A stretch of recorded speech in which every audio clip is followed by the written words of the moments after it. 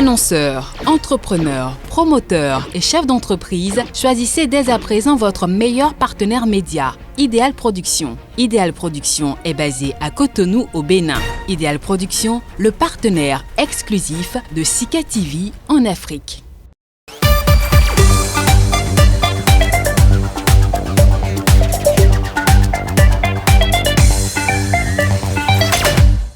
La junte au pouvoir au Tchad depuis la mort du président Idriss Déby Itno a nommé dimanche un gouvernement de transition. L'annonce a été faite à la télévision d'État par le porte-parole de l'armée, le général Azem Bermandao Aguna.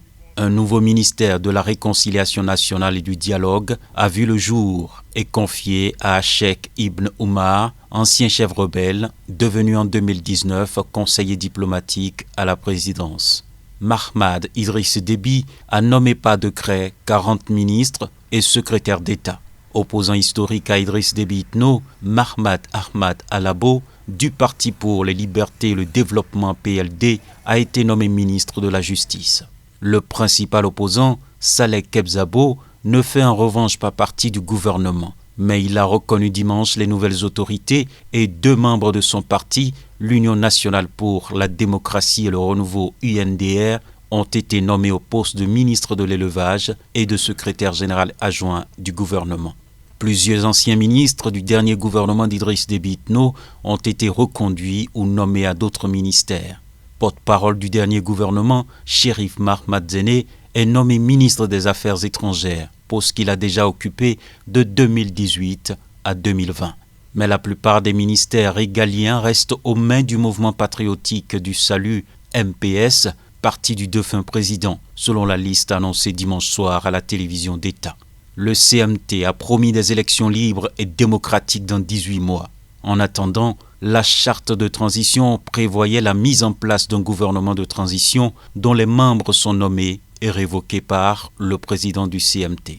Précisons qu'une mission de la Commission de l'Union africaine est à N'Djamena depuis jeudi afin d'enquêter sur d'éventuelles sanctions à l'égard de la junte.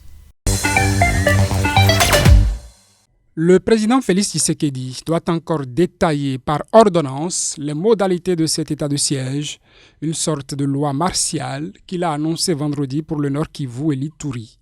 Dans ces 2 provinces riches en minerais, les groupes armés tuent des civils par centaines, provoquant des fuites de population, plus d'1 million de déplacés en Ituri, d'après le plaidoyer du Haut Commissariat aux réfugiés de l'ONU.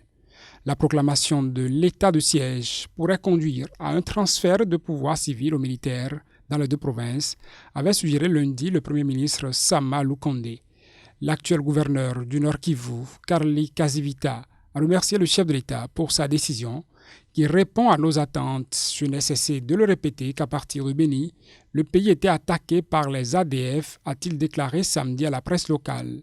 Épicentre des violences à l'est, le territoire de Béni, à la frontière de l'Ouganda, est le fief du groupe armé des forces démocratiques alliées ADF, accusé du massacre de milliers de civils depuis 2014.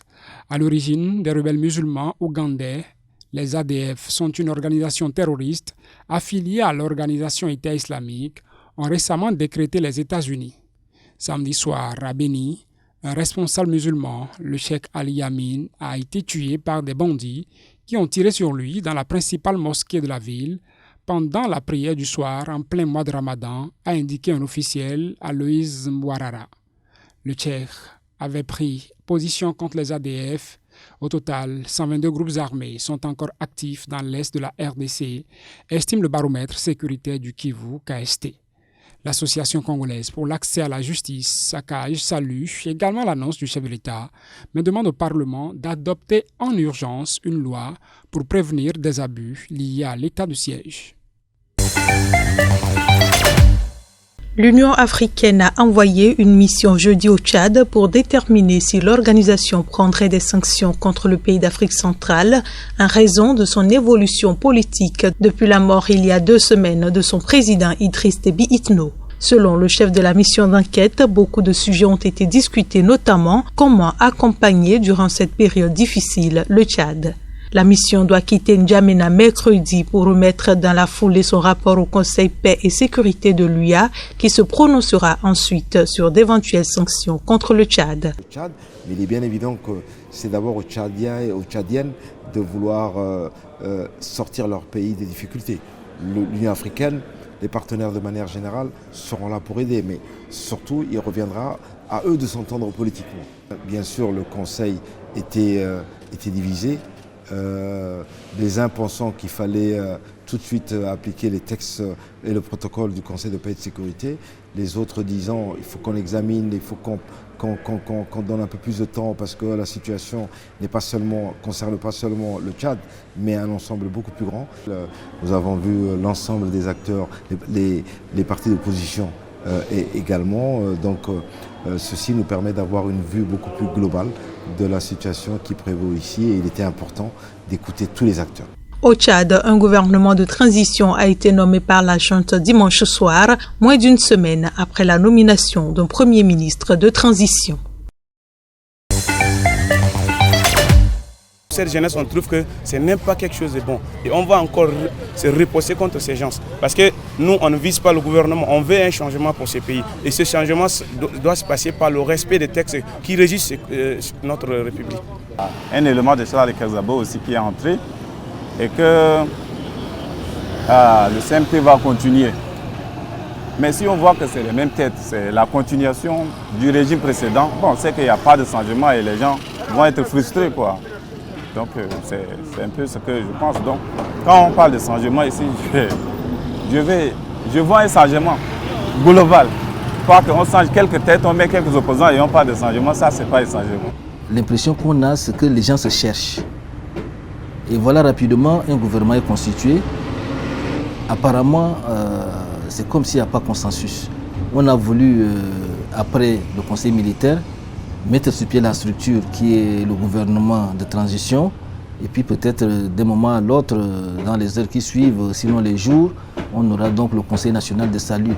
L'impression qu'on a, c'est comme si on veut tout mettre en place avant que la délégation de l'Union africaine ne tire ses conclusions. Le président Déby était tout puissant, il a régné comme un dieu sur le Tchad pendant 30 ans.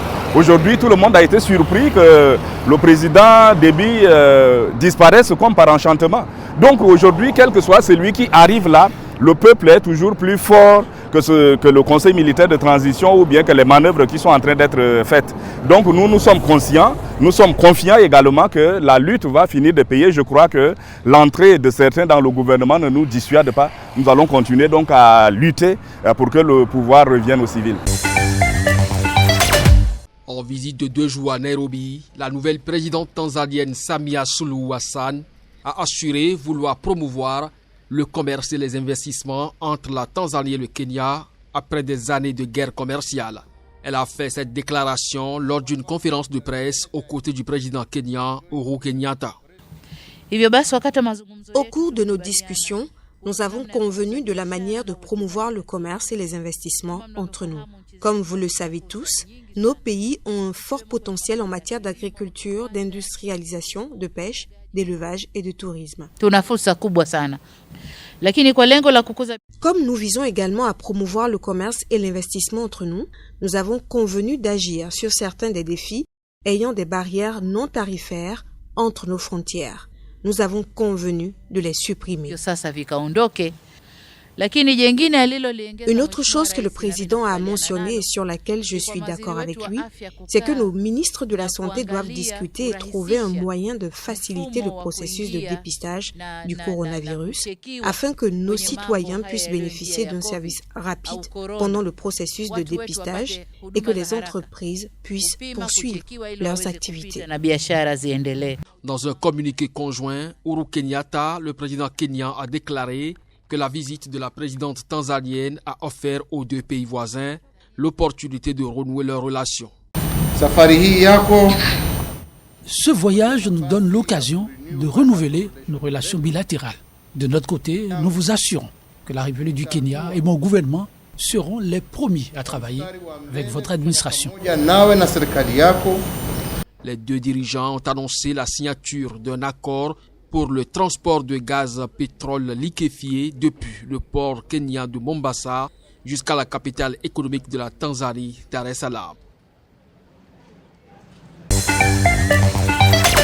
Dans une brève vidéo d'une vingtaine de secondes, Olivier Dubois, journaliste français pour plusieurs médias au Mali, explique avoir été enlevé le 8 avril à Gao au nord par le groupe de soutien à l'islam et aux musulmans GESIM, principale alliance djihadiste au Sahel liée à Al-Qaïda. Au Mali, depuis 2016, Olivier Dubois était en reportage à Gao, a tweeté le secrétaire général de Reporters sans frontières, Christophe Deloire. Le journaliste s'était rendu de sa propre initiative dans cette région du nord-est du Mali après avoir préparé, grâce à ses contacts, un entretien avec un dirigeant du groupe djihadiste.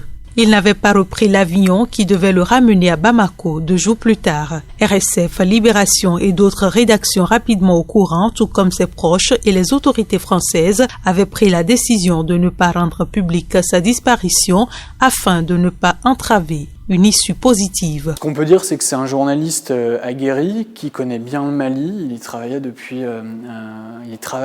plusieurs années, donc c'est quand même un fin connaisseur de la région. Il a de très bonnes relations et de très bons réseaux sur place, des accès qui sont aussi privilégiés de par le fait qu'il y travaille depuis très longtemps.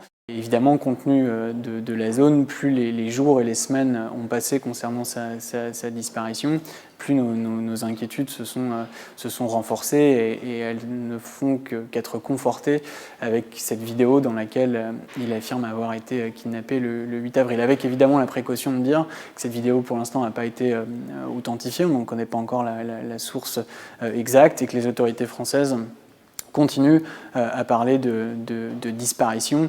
Paris a réagi. Le porte-parole du gouvernement français a confirmé la disparition au Mali du journaliste Olivier Dubois et a adressé ses pensées à lui, à ses proches et à l'ensemble des rédactions avec lesquelles il a l'habitude de travailler.